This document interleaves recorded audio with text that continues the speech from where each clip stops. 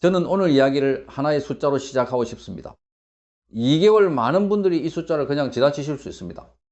하지만 저는 이 숫자 안에 지금 이 위기의 본질이 담겨 있다고 생각합니다. 이란을 둘러싼 이 위기가 시작된 지 2달이 됐습니다. 며칠이 아닙니다. 몇 주도 아닙니다. 2달 동안 매일 새로운 변수가 등장했습니다. 매일 새로운 위협이 나왔습니다. 매일 상황이 달라졌습니다.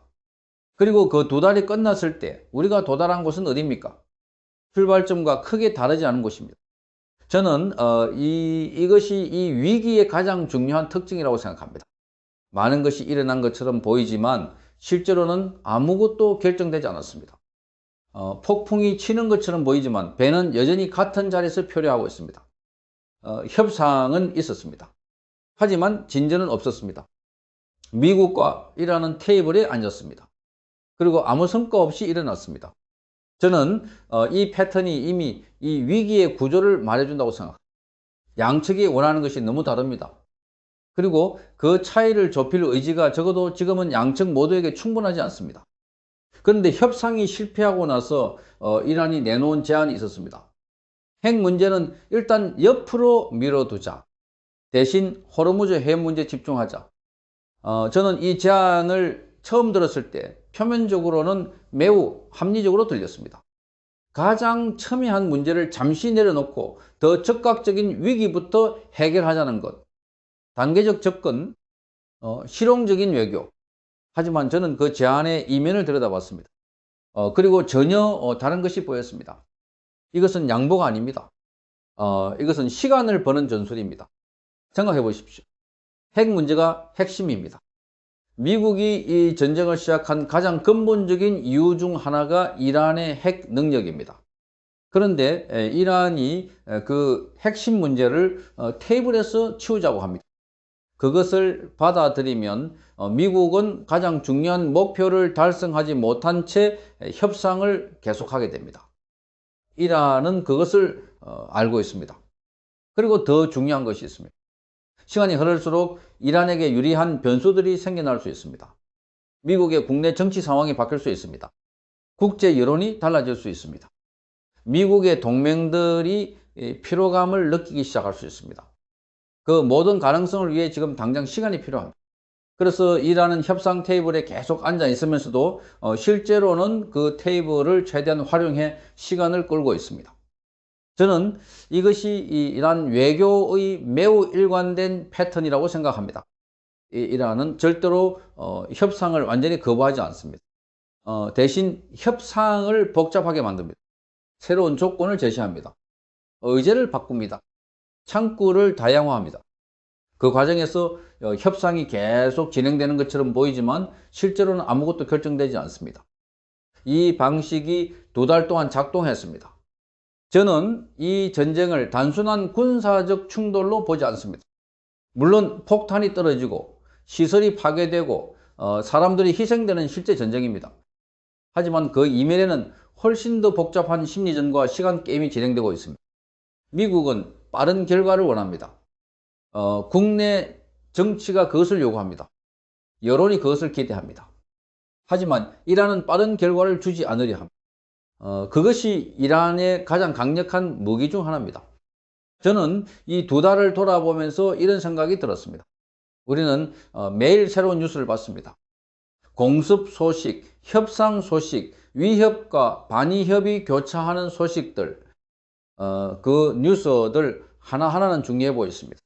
하지만 그것들을 모두 더해도 우리가 2달 전보다 실질적으로 더 나아간 것이 있는지는 불분명합니다. 그것이 이 전쟁의 가장 불안한 특징입니다. 해결을 향해 나아가는 것이 아니라 같은 자리를 맴도는 것. 그리고 그 맴돌미 계속될수록 전쟁이 비정상적인 사태가 아니라 새로운 정상 상태로 자리 잡을 위험이 커집니다. 저는 그 위험을 이 시리즈를 통해 하나씩 들여다보겠습니다. 2달이 지났습니다. 하지만 진짜 이야기는 이제 시작입니다. 저는 이 이란 외교장관의 최근 동선을 추적하면서 솔직히 말씀드리면 어지러울 정도였습니다. 이란, 파키스탄, 오만, 그리고 갑자기 방향을 틀어 러시아, 이 이동 경로를 지도 위에 그려놓고 보면 언뜻 무작위처럼 보입니다. 여러 나라를 바쁘게 오가는 것처럼 보입니다. 하지만 저는 국제 외교에서 무작위는 없다고 생각합니다. 자, 특히 이란처럼 오랜 외교적 경험을 가진 나라에서는요, 이 동선에는 분명한 논리가 있습니다. 저는 이것을 세 가지 목적으로 정리했습니다. 첫째는 미국에 대한 압박입니다. 이란이 다양한 나라들과 접촉하고 있다는 것 자체가 미국에게 메시지를 보냅니다. 우리는 고립되어 있지 않다. 우리에게는 선택지가 있다. 미국과의 협상이 유일한 길이 아니다. 이 메시지가 협상 테이블에서 이란의 협상력을 높여줍니다. 둘째는 지지 세력 확보입니다. 파키스탄은 이슬람 세계에서 중요한 위치를 차지합니다. 5만은 오랫동안 미국과 이란 사이에 비공식 채널 역할을 해온 나라입니다. 러시아는 말할 것도 없이 미국에 대항하는 가장 강력한 카드입니다. 이 나라들을 동시에 방문한다는 것은 가능한 모든 지지 기반을 동시에 활성화하려는 시도입니다. 셋째는 모든 시나리오를 열어두는 것입니다. 협상이 잘 풀릴 수도 있고 결렬될 수도 있고 상황이 더 악화될 수도 있습니다. 이라는 어떤 방향으로 가든 대비가 되어 있다는 것을 보여주려 합니다. 이 유연성 자체가 협상에서 힘이 됩니다. 저는 이 전략이 매우 정교하다고 생각합니다. 그런데 여기서 매우 흥미로운 일이 벌어졌습니다. 러시아가 명확한 입장을 내놓지 않았습니다. 이란 외교장관이 모스크바를 방문했습니다. 하지만 러시아는 이란에 대한 명확한 지지를 선언하지 않았습니다. 구체적인 개입을 약속하지 않았습니다. 자, 어떤 형태의 군사적 또는 외교적 보장도 내놓지 않았습니다. 저는 처음에 이것이 의외였습니다. 러시아와 이란은 공통의 적을 가지고 있습니다. 둘 다 서방의 제재를 받고 있습니다. 둘 다 미국 주도의 국제 질서에 도전하는 나라들입니다. 당연히 서로 지지하고 협력해야 하지 않을까요? 하지만 생각해보면 러시아의 모호한 태도는 오히려 매우 합리적인 선택입니다. 자, 러시아는 지금 우크라이나 전쟁에 자원과 에너지를 집중하고 있습니다. 또 다른 전선에서의 갈등에 깊이 연루되는 것은 러시아의 이익에 맞지 않습니다. 이란을 공개적으로 지지하면 서방과의 관계가 더 악화되고 제재가 추가될 수 있습니다. 반면 이란을 완전히 외면하면 중요한 파트너를 이룰 수 있습니다. 그래서 러시아는 모호함을 전략으로 선택했습니다. 저는 이 러시아의 태도에서 국제 정치의 매우 냉혹한 본질을 봅니다. 동맹이라는 것은 영원하지 않습니다. 이념이 같다고 해서 공동의 적이 있다고 해서 자동으로 서로를 지지하는 것이 아닙니다. 모든 나라는 자국의 이익을 최우선으로 계산합니다. 그 계산의 결과가 협력이면 협력하고 거리를 두는 것이 유리하면 거리를 둡니다. 이란은 이 러시아를 믿을 수 있는 동맹으로 기대했을 것입니다. 하지만 러시아는 그 기대에 완전히 부응하지 않았습니다. 저는 이것이 이란의 외교적 고립의 본질을 드러낸다고 생각합니다. 이란에게는 진정한 의미의 강력한 동맹이 없습니다. 자, 중국은 경제적 거래는 하지만 군사적 모험에 함께 뛰어들지는 않습니다. 러시아는 지지를 표명하지만 명확한 약속은 하지 않습니다. 즉, 내친이라는 세력들은 이미 많이 약화되어 있습니다. 그래서 이란은 더 많이 움직입니다. 더 많은 나라를 방문합니다. 더 많은 채널을 열려고 합니다. 왜냐하면 하나의 강력한 동맹에 기댈 수 없기 때문에 여러 개의 약한 연결들을 모아서 그 공백을 채우려 하기 때문입니다. 저는 이 외교적 분주함이 이란의 강함의 표시가 아니라 오히려 취약함의 표시일 수 있다고 생각합니다. 정말 강한 나라는 굳이 많이 움직이지 않아도 됩니다. 상대방이 먼저 찾아옵니다. 하지만 이란은 지금 먼저 찾아가고 있습니다. 그럼에도 불구하고 이 외교적 움직임이 의미 없는 것은 아닙니다. 이란이 이 전략으로 얻고자 하는 것은 완벽한 동맹이 아닙니다. 이란이 원하는 것은 불확실성입니다. 미국이 다음 수를 두기 어렵게 만드는 것, 이란이 어느 방향으로 움직일지 예측하기 어렵게 만드는 것, 그 예측 불가능성이 협상 테이블에서 이란의 가장 중요한 자산입니다. 저는 이것을 이란식 체스라고 부르고 싶습니다. 말 하나하나가 크게 강하지 않아도 됩니다. 중요한 것은 말들을 어떻게 배치해서 상대방의 움직임을 제약하느냐입니다. 그리고 이라는 지금 그 배치를 계속 조정하고 있습니다. 다음 수가 어디로 향할지 저는 계속 주시하고 있습니다.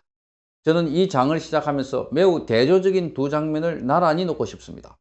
첫 번째 장면, 4월 25일 밤 워싱턴 DC 현직 미국 대통령을 향한 총성이 울립니다. 경호원들이 움직이고 혼란이 벌어지고 세계가 숨을 죽입니다. 두 번째 장면, 바로 그 직후 트럼프는 환하게 웃으며 찰스 3세 국왕과 카밀라 왕비를 맞이합니다. 백악관에서의 만찬, 우아한 외교적 제스처, 카메라 앞에서의 친밀한 악수. 저는 이 두 장면 사이의 간격이 얼마나 짧은지를 생각하면서 이것이 우연이 아니라는 확신을 갖게 됐습니다. 트럼프는 위기를 다루는 자신만의 방식이 있습니다. 그리고 그 방식의 핵심은 다음 이야기로 빠르게 넘어가는 것입니다. 총격 사건은 누가 봐도 충격적인 사건입니다. 현직 대통령이 네 번째로 생명의 위협을 받았습니다. 보안 시스템에 심각한 허점이 드러났습니다. 미국 사회의 깊은 분열이 다시 한번 폭력적인 방식으로 표출됐습니다. 이런 사건이 발생하면 보통은 며칠 혹은 몇 주간 그 사건이 뉴스의 중심을 차지합니다. 청문회가 열리고 조사가 이루어지고 책임 문제가 논의됩니다. 하지만 트럼프는 그 흐름을 끊었습니다.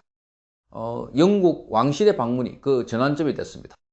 4일간의 왕실 방문 행사, 백악관을 배경으로 한 화려한 사진들, 영미 동맹의 강화를 보여주는 상징적인 장면들, 미디어의 관심이 자연스럽게 이쪽으로 이동했습니다. 총격 사건의 충격은 왕실의 화려함 뒤로 밀려났습니다.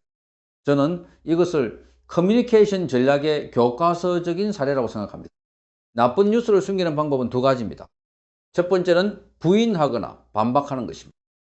하지만 이것은 오히려 그 뉴스에 더 많은 관심을 끌어당길 수 있습니다. 두 번째는 더 큰 뉴스를 만들어내는 것입니다. 사람들의 시선을 다른 곳으로 돌리는 것. 트럼프는 두 번째 방법을 선택했습니다. 그리고 그것은 효과가 있었습니다. 하지만 저는 이 전략이 또 다른 결과를 낳았다는 것도 주목했습니다. 이란 문제가 뒤로 밀렸습니다. 왕실 방문이 진행되는 4일 동안 이란과의 협상은 사실상 멈춰 있었습니다. 언론의 관심이 다른 곳에 있었고 트럼프의 공식적인 의제도 다른 것으로 채워져 있었습니다. 이란 문제를 다루기 위한 정치적 에너지가 분산됐습니다. 저는 여기서 매우 흥미로운 역사를 발견했습니다. 트럼프는 이란 문제에서 빠른 결과를 원합니다. 하지만 동시에 그의 행동들이 그 빠른 결과를 지연시키고 있습니다. 위기를 관리하는 방식이 정작 가장 중요한 위기를 해결하는 것을 방해하고 있습니다. 물론 다른 시각도 있습니다.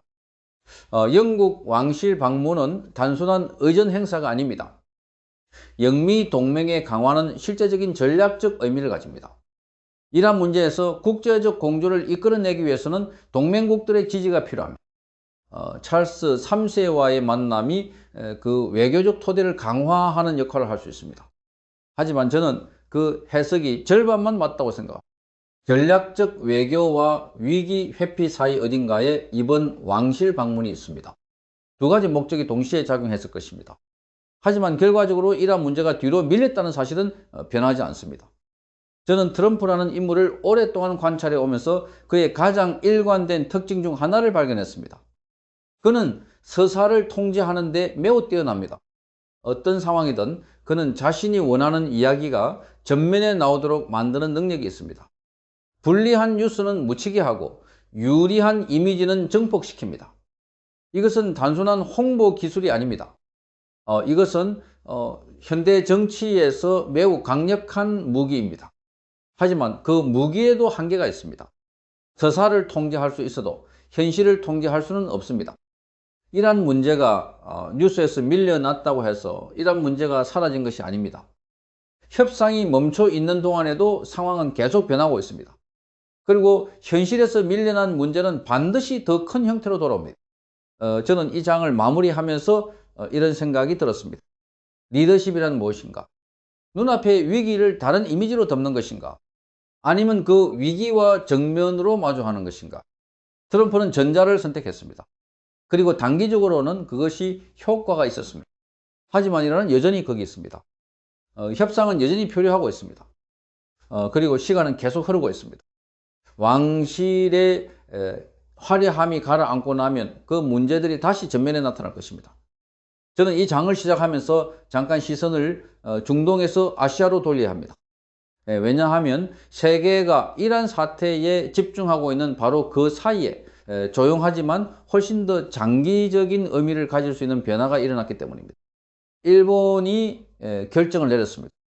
50년이 넘는 시간 동안 지켜온 원칙을 바꾼 결정입니다.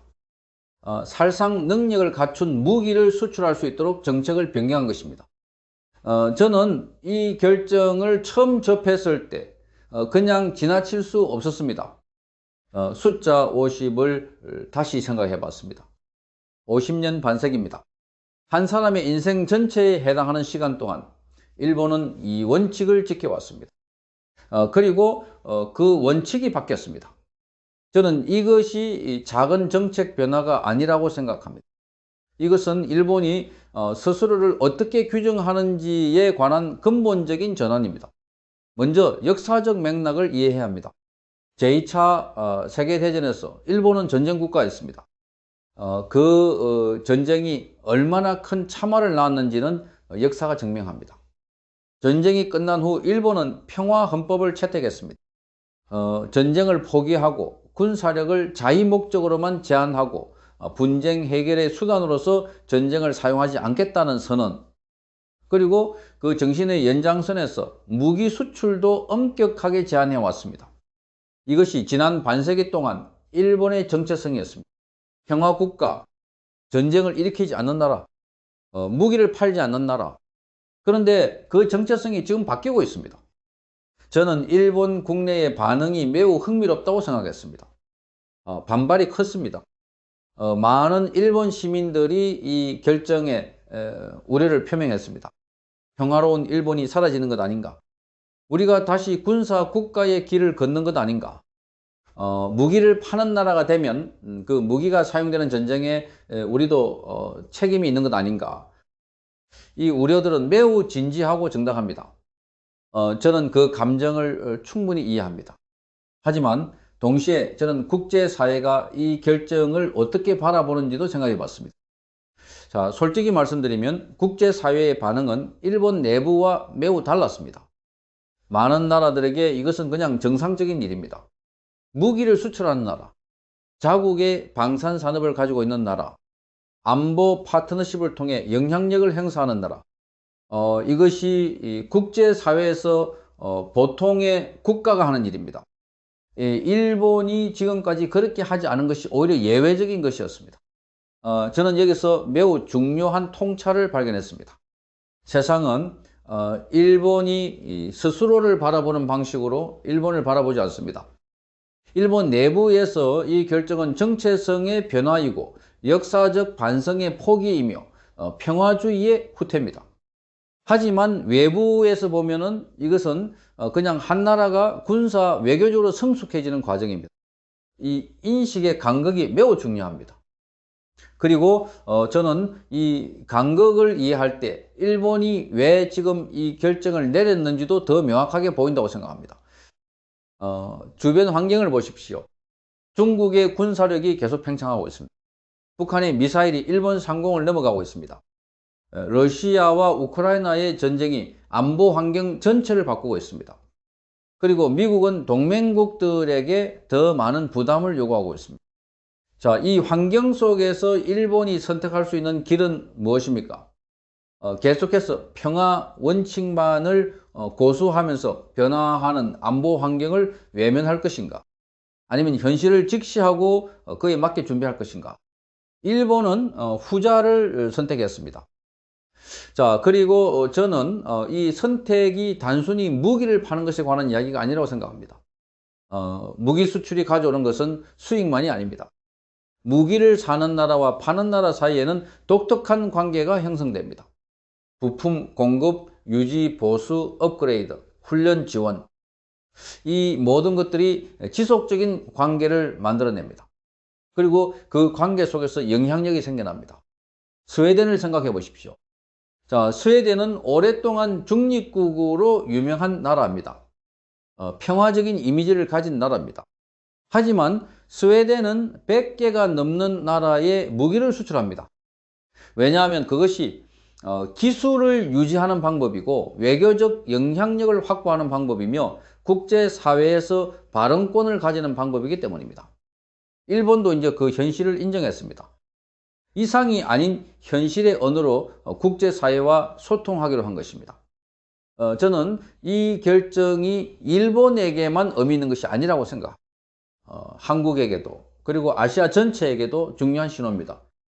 50년 동안 평화 원칙을 지켜온 나라가 그 원칙을 바꿀 만큼 지금의 안보 환경이 변했다는 것, 그리고 그 변화가 이미 아시아의 전략 지형을 재편하고 있다는 것, 우리는 그 변화를 직시해야 합니다. 좋든 싫든 세상은 이상이 아니라 힘의 논리로 움직이고 있습니다. 그리고 그 논리 속에서 살아남으려면 그 논리를 이해해야 합니다. 일본은 그 이해를 바탕으로 결단을 내렸습니다. 저는 이 마지막 장을 시작하면서 매우 불편하지만 매우 중요한 진실 하나를 먼저 말씀드리고 싶습니다. 세계는 이상으로 움직이지 않습니다. 이익으로 움직입니다. 이 말이 냉소적으로 들릴 수 있다는 것을 압니다. 우리는 국제사회가 법과 규범 그리고 공동의 가치를 중심으로 움직여야 한다고 배워왔습니다. 평화를 추구하고 인권을 보호하고 약자를 돕는 것이 문명화된 세계의 원칙이라고 믿어왔습니다.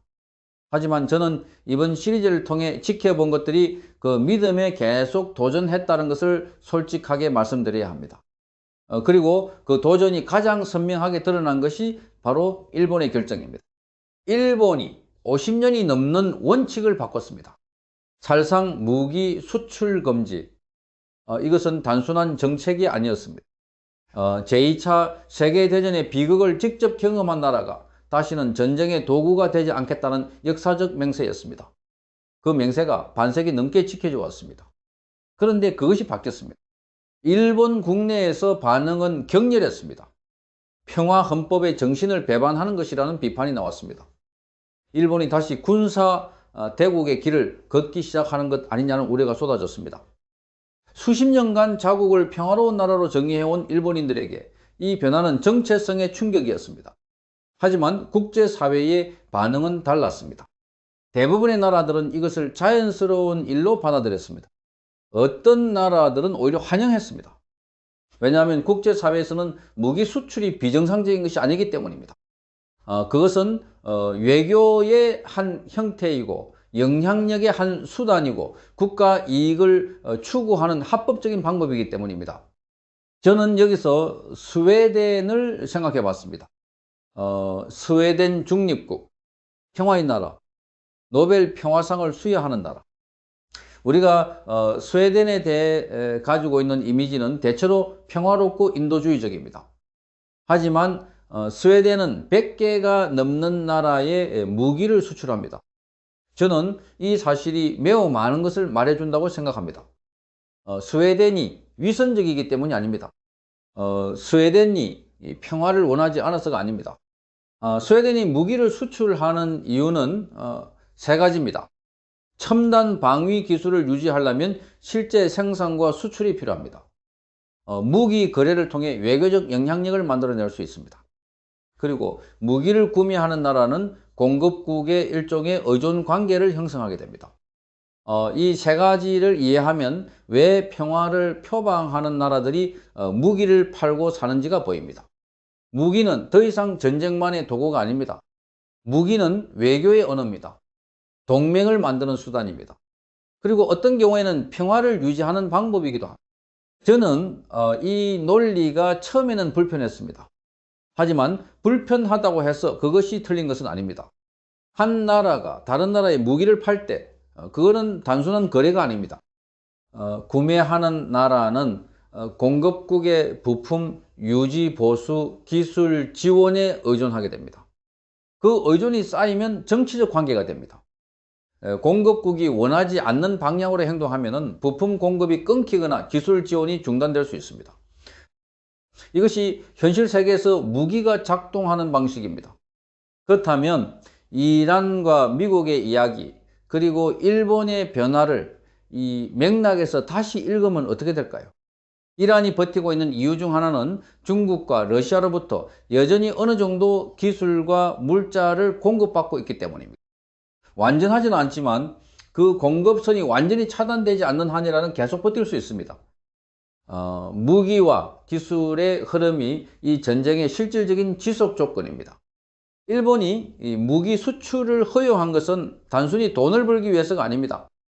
자, 일본은 이 결정을 통해 국제 안보 구조 안에서 더 능동적인 역할을 하겠다는 선언을 한 것입니다. 무기를 팔 수 있는 나라는 그 무기에 의존하는 나라들과 특별한 관계를 형성합니다. 일본은 그 관계를 만들어가기 시작한 것입니다. 저는 이 모든 것을 연결해 보면서 하나의 결론에 도달했습니다. 이 세계에서 절대적인 옳고 그름은 없습니다. 미국이 이란을 압박하는 것이 옳은가 그런가? 이 이란이 버티는 것이 옳은가 그런가? 일본이 무기를 수출하기 시작한 것이 옳은가 그런가? 스웨덴이 평화를 이야기하면서 무기를 파는 것이 위선인가 아닌가? 저는 이 질문들에 단순한 답이 없다고 생각합니다. 왜냐하면 각각의 행동에는 각각의 논리가 있기 때문에. 그 논리가 자국의 이익을 중심으로 구성되어 있다는 것이 우리를 불편하게 만들지도 모릅니다. 하지만 그것이 현실입니다. 중요한 것은 그 현실을 외면하지 않는 것입니다. 이상적인 세계를 꿈꾸는 것과 현실 세계를 이해하는 것은 동시에 할 수 있습니다. 아니, 동시에 해야 합니다. 이상이 없으면 방향을 잃고 현실을 모르면 길을 잃습니다. 저는 이 시리즈를 통해 두 달간의 위기를 들여다보면서 세계가 얼마나 복잡하고 얼마나 냉정하게 돌아가는지를 다시 한번 확인했습니다. 이라는 시간을 끌고 있습니다. 미국은 여론을 관리하고 있습니다. 일본은 조용히 변화하고 있습니다. 그리고 러시아는 자국 이익을 계산하면서 모호함을 유지하고 있습니다. 자, 이 모든 움직임 속에서 한 가지만큼은 분명합니다. 세계는 이상이 아닌 이익의 언어로 말하고 있습니다. 그리고 그 언어를 이해하는 나라만이 이 세계에서 자신의 자리를 지킬 수 있습니다. 우리가 어떤 나라가 되어야 하는지를 생각할 때 이 냉정한 현실을 외면해서는 안 됩니다. 이상을 말하되 현실을 알아야 합니다. 그것이 제가 이 이야기를 통해 드리고 싶었던 가장 중요한 메시지입니다. 감사합니다.